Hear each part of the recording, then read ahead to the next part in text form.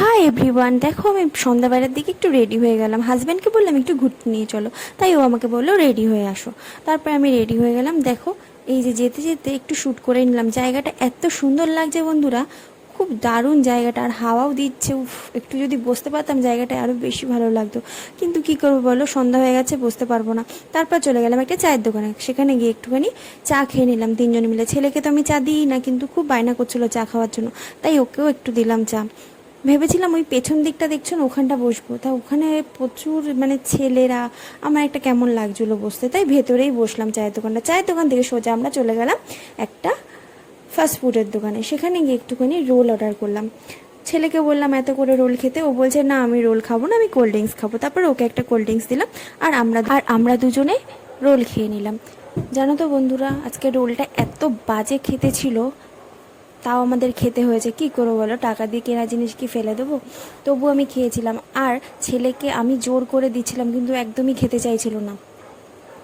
তার আমি বলছি দেখ ভিডিও করছি, কিন্তু খেতেই হবে, এরকম বলে বলে ওকে খাওয়াচ্ছিলাম। ওর বাবাও তাই জন্য দিচ্ছিল ওর মুখে। আর এদিকে দেখো রোল খেয়ে মনটা এত খারাপ হয়ে গেল, মুখটা একদম বাজে লাগছিলো। তারপরে ফুচকার দোকানে চলে গেলাম, সেখানে গিয়ে বললাম ঝাল করে একটু ভালো করে আমাকে ফুচকা দাও, যাতে আমার মনটা ভালো হয়ে যায়। তারপর ওখানে গিয়ে কাকু আমাকে ভালো করে একটু ফুচকা বানিয়ে দিল, তাই খেলাম। খেয়ে সোজা বাড়ি চলে আসলাম। তো বন্ধুরা, আমার এই ভিডিওটি তোমার কেমন লাগলো তোমাদের, তো অবশ্যই একটা কমেন্ট করে জানিও, আর ভালো লাগলে প্লিজ একটু লাইক করে দিও। আর হ্যাঁ, আমার চ্যানেলে যদি নতুন হয়ে থাকো তবে আমার চ্যানেলটিকে সাবস্ক্রাইব করে দেখো। টাটা, দেখতে থাকো।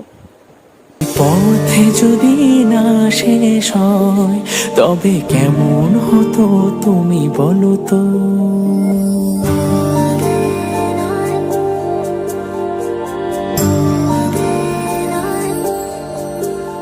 এই পথে যদি না শেষ হয় তবে কেমন হতো তুমি বলো তো।